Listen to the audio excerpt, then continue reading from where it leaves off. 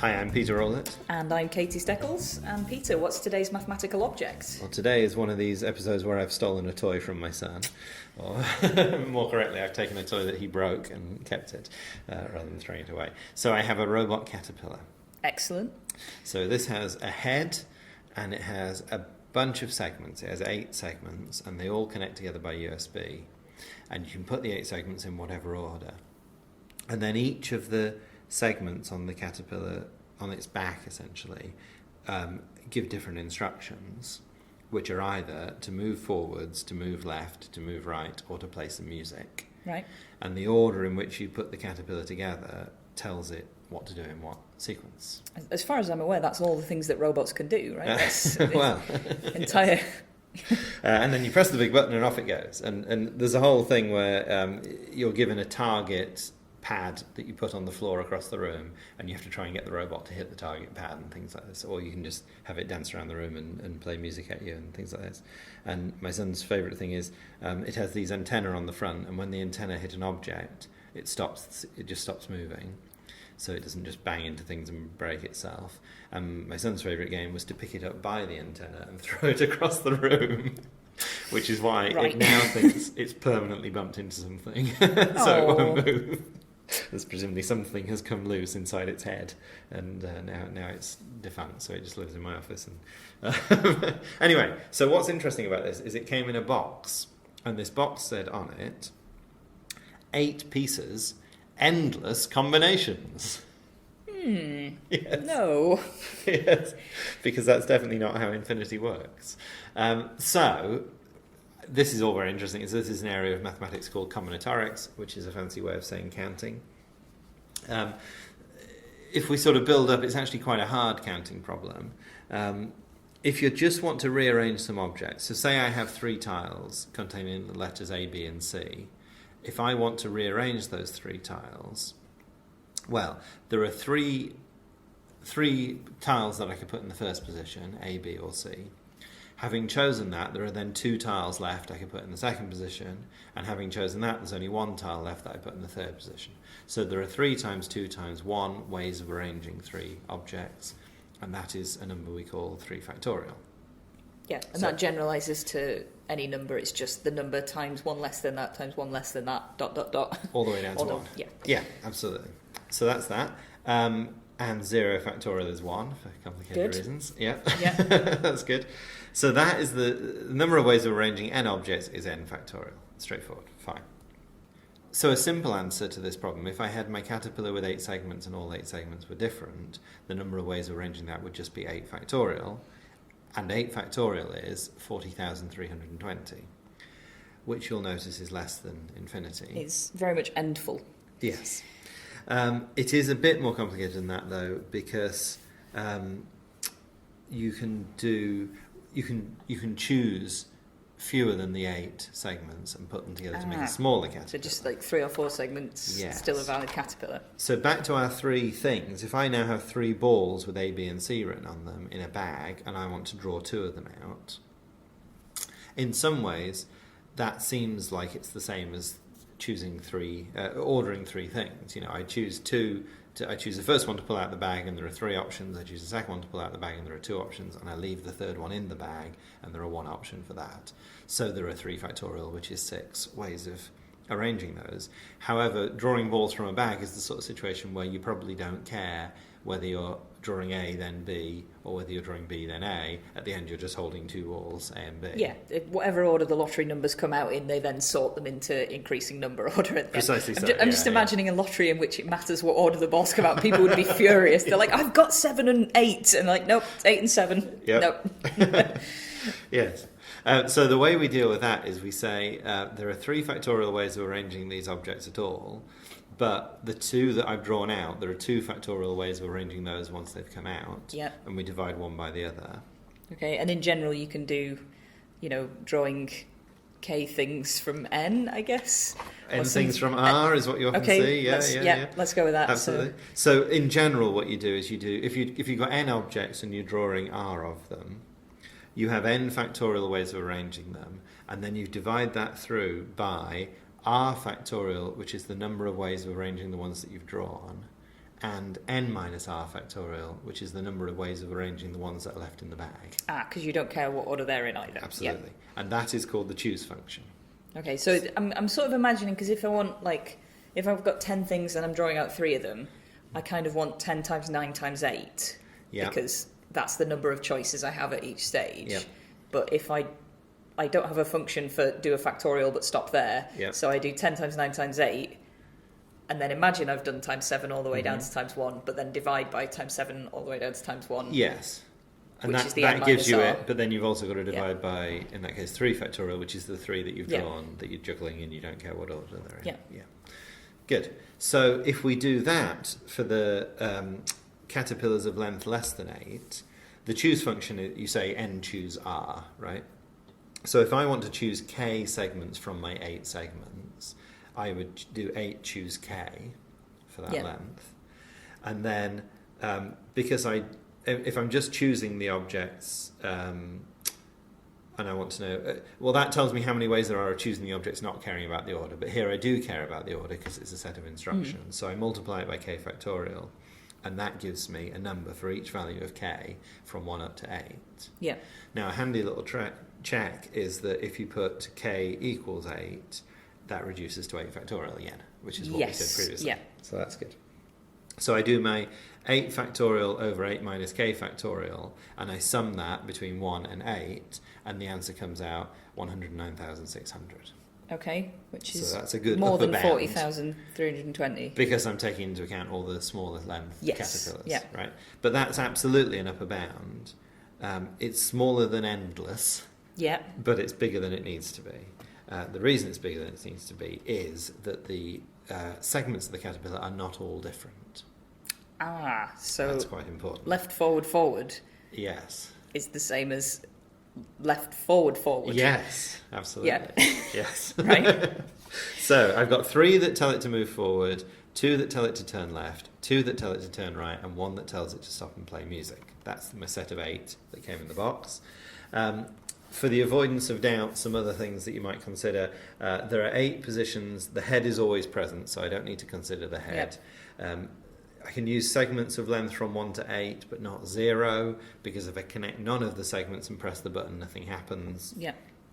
The order matters because it's a sequence of commands, and the segments are connected, so it isn't like I've got 8 boxes and I'm choosing whether to put something in the box or not. As soon as there's an empty slot, the rest of the caterpillar moves off and leaves whatever's left behind. Yes. So it's a sequence, it's not a filling. I'm just imagining you doing that. You put like left, Leave a right, little gap. and then you just press go and what? Yes, it's not taken the gap with it. Yeah, What's you've it just done a doing? disappointed face in my imagination. Okay. So if I consider these to be strings, so I could give them the letters F for forward, L for left, R for right, and M for music. Then you get, say, L, R, L means left, right, left, or whatever. You can get sequences like this. So we were overcounting, as you say, because, for example, FF, forward, forward, is not the same as FF, forward, forward, and I need to account for that in doing it. Now, if you've got this sort of situation, you can use a thing called generating functions, generators. For a simple example of that, let's say I've got I've got 3 cards, 2 of them are blue and 1 of them is green, and I want to know how many ways I can arrange them into sequences of length 1 to 3, which is like the caterpillar problem but simpler, right? Yeah. Now that's fairly straightforward to enumerate by hand. If you want to, you can just go through and list them all. Yeah, you could have like a single blue card, or you could have a blue one and a green one, or you could have a green one and a blue one, which you would consider different because it matters about order. Yeah. Or you could have both the blue ones and a green one in any order. Yeah. Or you could have no cards. Yeah. Yeah. But you've already excluded that case, so. Yes, although mathematically you have to include it. So what you do with generating functions is you give each of the card types a function. So for green cards, I will give it 1 plus G. And 1 means I don't choose a green card. And G means I do choose a green card. Right. Green card. So just a bit of algebra, 1 plus G. And then for the blue cards, which there are 2 of, I have 1 plus B squared, which corresponds to not choosing a blue card, choosing 1 blue card, or the B squared is choosing 2 blue cards. Okay, and if you just choose 1 blue card, it doesn't matter which one you've chosen. No. So they're equivalent. Yeah. And then all you do is you multiply those two functions together, and that, as you go through the algebra, enumerates every possible combination of those terms. Okay, so we're doing 1 plus g times 1 plus b squared. Yes. And we're just multiplying out the bracket. Yep. As everyone loves doing. Yes. Yeah. And if you do that, if you sit down and do that, you'll see that it just systematically goes through. You know, the thing where people draw, take the first term, multiply it by everything in the other one, then take the next term. Or people draw these little funny bunny ears things. Mr. Smiley, right. as it's known in my school. Yeah. But if you do that, you're systematically going through and enumerating every possible combination of these two terms, of these two functions. So you end up with, for completeness, you end up with 1 plus b squared plus gb plus gb squared. Yep. And then each of those can be translated into a selection of these cards. So 1 represents choosing no cards. Yep. And b is 1 blue card, b squared is 2 blue cards, G is 1 green card, GB is a green and a blue, and GB squared is a green and 2 blues. Yeah. Now the problem with that is that we are interested in the sequence in order. Yeah. What we've done there is we found out that there are 6 ways, including the empty way. There are 6 ways of choosing from these cards, but we also care about the order of them. So in terms of the single card, there's only one way to order those. The 2 blue cards, there's only one way to order them. Yeah. But the blue and the green could be a green and a blue. Yeah. So we need to account for that. When you draw a blue and a green card, there are 2 of them. Yeah. So there are 2 factorial ways of arranging those 2 objects. Which is 2. Which is 2. Yeah. Fine. When you draw all 3 cards, 2 blues and a green, there are 3 factorial ways of arranging those. Yeah. Which is a problem we did earlier in the podcast. Yeah. But 2 of them, because 2 of the cards are blue, I don't care if we swap the 2 blue cards around. Yeah. The way I like to think about this is if I gave you blue, blue, green, and I went out the room, and then I came back in the room, and it was blue, blue, green, I wouldn't be able to tell if you'd swapped the blues over or not. Well, I wouldn't tell you. No. So but that's the never situation know. where Yeah. I don't care because I can't tell. So you need to divide by... So I need to divide. So because I've got 2 cards the same, I need to divide by 2 factorial. Which is 2. Which is 2. So you've got 3 factorial over 2 factorial. Which is 3. 3 ways. Which is exactly the drawing 2 balls from a bag that we did earlier. Yeah, and I guess it sort of intuitively corresponds to which one of the 3 is the green one. Yes. So you've got absolutely. 3 places you can put it in. 3 positions for the green one. Yeah, that makes sense. So this all scales as well, I guess, to bigger numbers. Yeah, so my caterpillar, because I've got 3 forwards, I end up with a 1 plus f squared plus f cubed, where f cubed is choosing all 3 of the forward ones. And then the rights, I've got 1 plus r squared for 0, 1 or 2 rights, 1 plus l or l squared plus l squared for the l's, and then the 1 music segment, I just use 1 plus m. Yeah. Multiply those 4 functions together. I don't recommend doing that. The expansion has 72 terms. Right. So rainy day only. Yep. One of those terms is you multiply the 4 ones together and get a 1, which, as we say, doesn't work. Yeah. So I discount that. So there are now 71 different ways of drawing these segments from the pile. Yeah. But a lot of them can be arranged in different ways. Yes. So you're going to need some factorials. Absolutely. Yeah. So for an example here, like if I choose the term from the expansion f cubed r l squared m. So that's 3 forwards, 1 right, 2 lefts, and a music. Yeah. Yeah. Within that, so there are 7 factorial ways of arranging those objects, but 3 factorial of them are just rearranging the forwards. Yeah. And 2 factorial of them are just rearranging the l's. Yeah. So I end up with 7 factorial divided by 3 factorial, 2 factorial, which is 420. Okay. So there are 420 different ways of arranging that term within this expansion. And then, so I guess for any term that's got more than one type of segment in, so there'll be terms of higher power, but it's just like all the Fs or whatever. But there'll be some terms that have a mixture of Fs and Ls. Yeah. In those cases, you'll need to multiply by the factorial of the number of pieces and then divide by any factorials of anything that's a multiple unit. Yes, so. and you don't need to exclude the case. For example, if you choose all 3 Fs, there are 3 factorial ways of arranging those, but 3 factorial of them are the same. Ah, nice. Yeah. That's where your 1 comes from. So if you do that through for all 71 valid selections. Again, I don't recommend doing that. And then that tells you how many ways there are of arranging every different selection of pieces that you can make. Yeah. And if you sum that up, the answer is 5,023. That is definitely endful. Yes. That is very much not an endless number of combinations. That's the actual number of possible caterpillars that you can make. The actual number of possible caterpillars. Yeah. And in its lifetime, I'm quite sure we didn't make 5,023 different caterpillars. Yeah, if it takes you this much time to build a caterpillar and run it and have a nice time, how long would it take you? Probably longer than the attention span of a 4-year-old, if we're honest. Yes, definitely. So it was enough to keep us busy, but it was not endless. That's the important thing. Yeah. Well, it's important that you correct packaging at all times. Yeah. Well, that's good.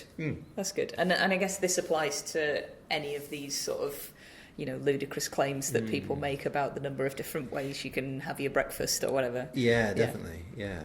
Or different flavours of this object. Or there was every now and again I see one of these bouncing around Twitter and try not to get drawn into it because you really just end up, I don't need that in my life. There was one about pizzas the other day that I was just trying not to look at. I mean, there's also like positioning of toppings on the pizza there, so that just becomes even more ridiculous. But I think these like this idea of generating functions is quite powerful and probably has lots of nice actual useful applications as well as the sort of obvious what order are my Pringles in type things. Definitely. Well, I just thought with this, I just thought I don't really know how to count that. And then as I looked into it, I found this method, and it is just, it's so magical that you can just do this bit of algebra and it gives you all these terms. It's lovely. Yeah, and having that function, I guess, describes this system in a really fundamental way. So, well, that's cool. Yeah. Excellent. So we are both on Twitter. I'm at Steckles. And I'm at Peter Rowlett. We both blog at aperiodical.com. And if you want to get in touch with us about the podcast, if you have any questions or comments or any suggestions for objects that you think we should talk about, you can email objects@aperiodical.com. The music is Funk Game Loop by Kevin MacLeod, licensed under Creative Commons.